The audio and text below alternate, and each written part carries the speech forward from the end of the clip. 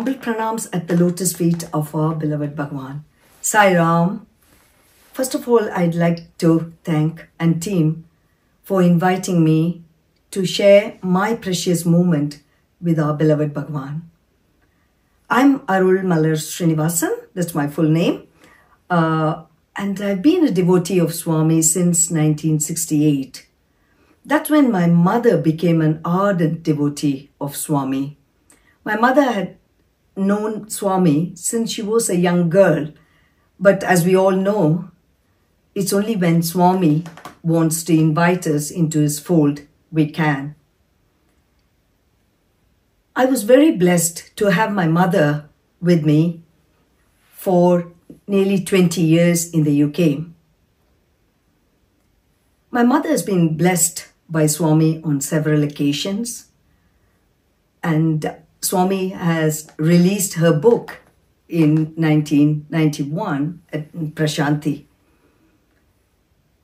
In 2009, my mother had a major injury. She broke her neck in 3 places, and she became paralyzed completely from neck downwards.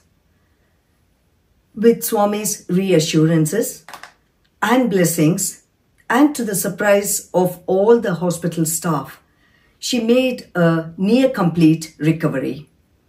Until a few weeks before she passed away, she was able to climb stairs, holding on to the rails on her own, but she needed a tri-walker to walk indoors and outdoors. Every year, my mother and I used to travel to India, to Puttaparthi, collecting my sister from Chennai on the way. In 2009, we missed that. So when my mom recovered in 2010, she wanted to go and get Swami's darshan on his birthday. And my mother was 85 years old by then. So we set off on British Airways on the 20th of November 2010.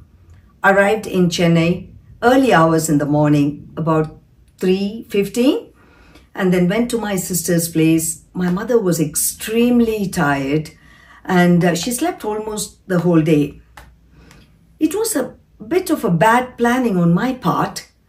I had arranged for us to leave the next day early morning, that's on the 21st, for Bangalore. So what we did was, after midnight, my mother just had a cup of coffee. We went to the airport, flew to Bangalore, and then took the taxi that was pre-booked and arrived at SAI Heritage Hotel in Puttaparthi.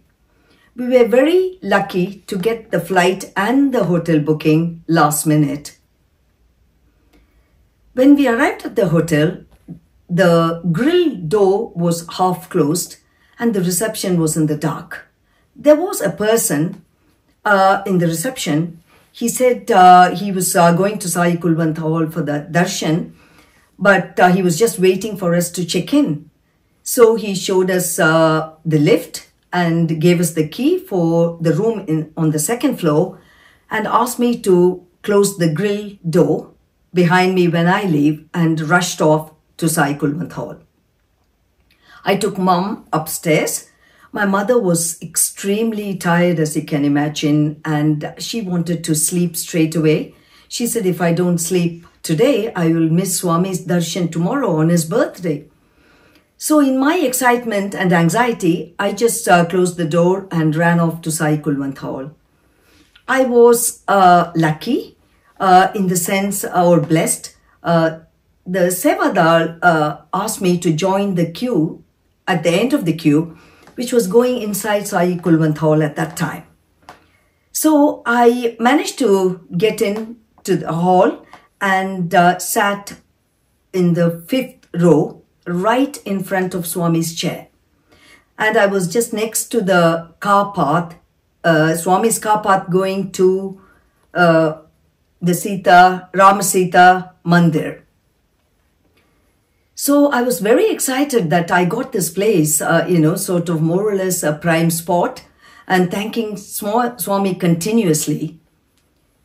This was about 7:45, and then about around 10 o'clock, I asked the lady softly next to me what time the celebration starts.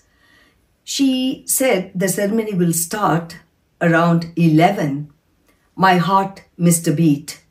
I just remembered my mother in the room without water or food, and I wasn't even sure whether I left the tri-walker near her bed, because she wasn't very stable without it, to go to the restroom even. So I was panicking slightly, and then just after 11, the procession started, the ceremony began. So it started with the children's band, and Swami came giving darshan along with the Prime Minister of India, Mr. Manmohan Singh. So when they were seated, Swami was right in front of me. So for the next hour, I almost forgot my situation completely. So there was the children receiving prizes from Swami, and also Swami's discourse. I was enjoying all that. But just after Swami's discourse, I closed my eyes. Tears were welling in my eyes, thinking of my mother being there. And after that, Mr. Manmohan Singh spoke, and several others spoke. Nothing got into me. I was just praying to Swami to make my mother sleep until I got back. And that was a very, unrealistic request to Swami, because that is expecting my mother to sleep for over 12 hours without using the restroom, without drinking water at that age. But that is all I could ask Swami at that time. So the ceremony finished after that around 1:45 or just before. But I could only move inch by inch because the Kulwant Hall was completely packed. But I managed to get out and ran to the hotel and went upstairs. Just outside the room, there was a tray with a porcelain plate and a mug, which was a white porcelain plate and a mug about this big. And I went in, and Mum was sat on the bed reading a book. She always carried a small book like Sanatan Sarthi with her. She looked very comfortable. I said, "Mama, are you hungry?" She said, "No, but the room service you had ordered came at 8:30. And they brought 3 puris, potato masala, and a big mug of coffee. The coffee was really tasty," she said. And the person who brought also gave her a bottle of water and opened the cap of the bottle and left it on the bedside table for her.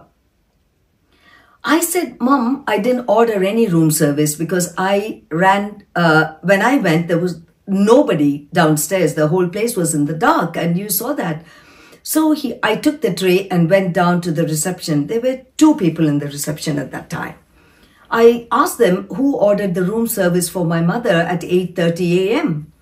And they said, number one, that is not from the hotel, because that sort of porcelain dishes they don't use. They use only stainless steel tumblers for coffee and plates for food.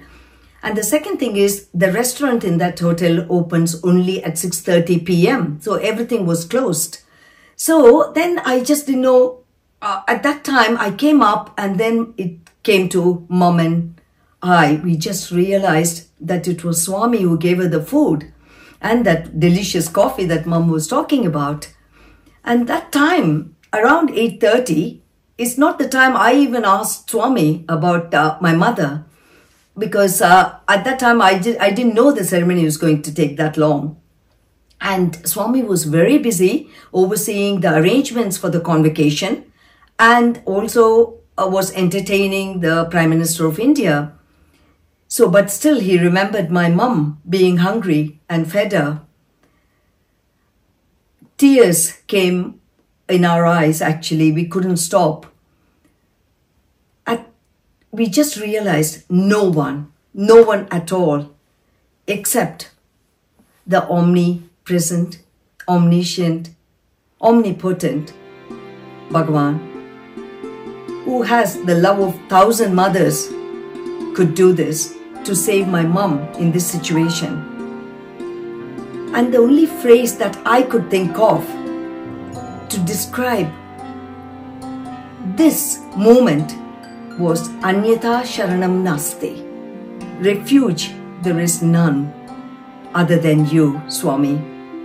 Thank you, Swami. Jai Sai Ram.